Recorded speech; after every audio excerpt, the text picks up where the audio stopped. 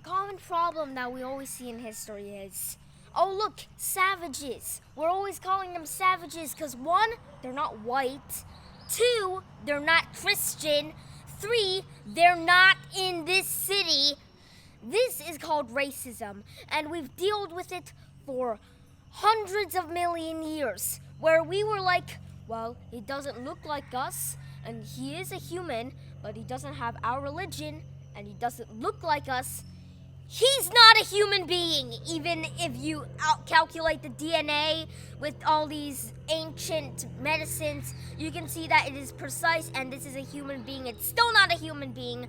And all of this persisted even down to right now. There's racism going on right now, especially during COVID-19.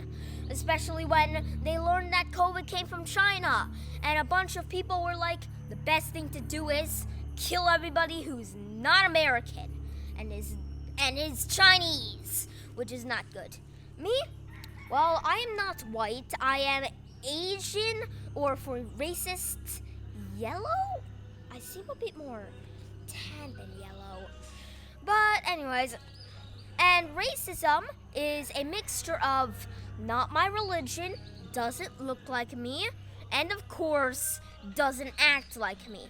All of that combined together, also with the primitive hatred of people who are not you, mixed together creates something known as racism. There are many people today that are still racists, and there are many companies, for example, Black Lives Matter. Wait, don't Asian lives matter too? And that are still there, persisting to either continue being racist or stop racism. And overall, if you look at American history, you might think that slavery's over, the Civil Rights Act has been signed by the president. Oh, good job, we're no more slavery. Yeah, just like that. Just no more slavery just because a president signed something, and also we fought a war over it. There's still slavery. Go look at the police. What are the police doing?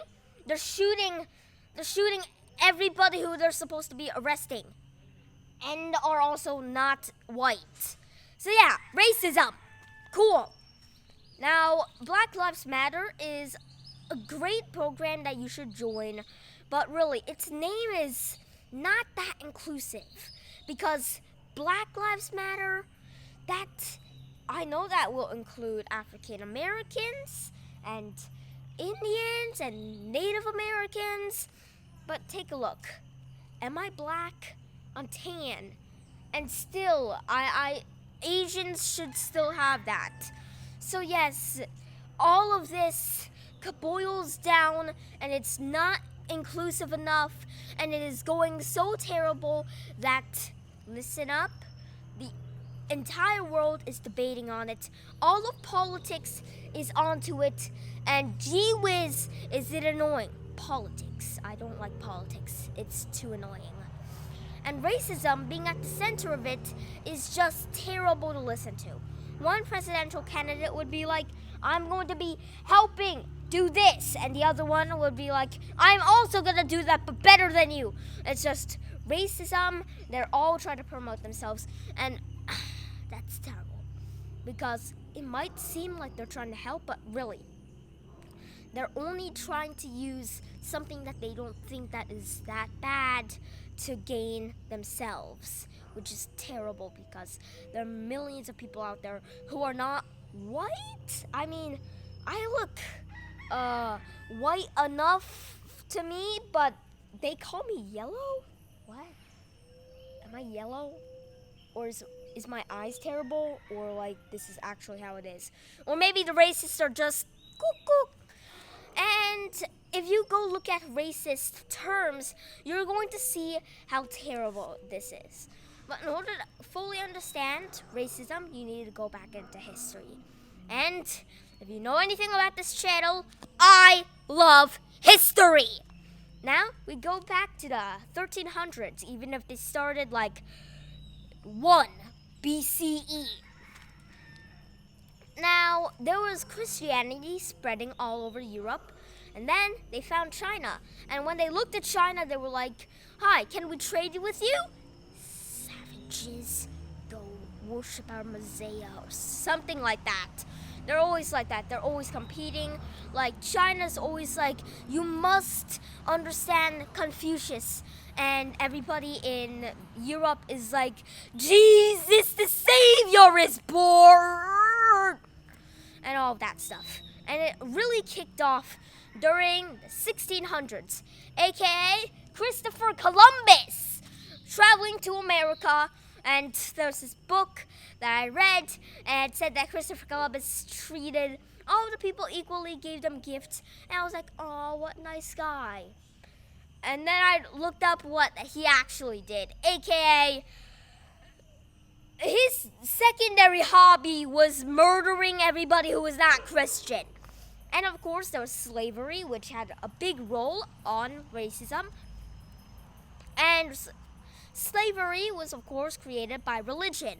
They were like, okay, we're just going to have them work for their entire lives, but in payment, they get Jesus. Yeah, that's not a good payment, Europe. And all of this, when religion goes away, it boils down into pure slavery. Terrible stuff. And then, of course, Abraham Lincoln, who came. Oh, and also, Abraham Lincoln, he's a big racist. He doesn't like slavery, but go look at what he says. He was like, so everybody should be equal, but whites are slightly superior, actually really superior than black men, which I think is just, we're always just focusing on the good side of people who did some stuff and the bad things on people who do good stuff. Ha!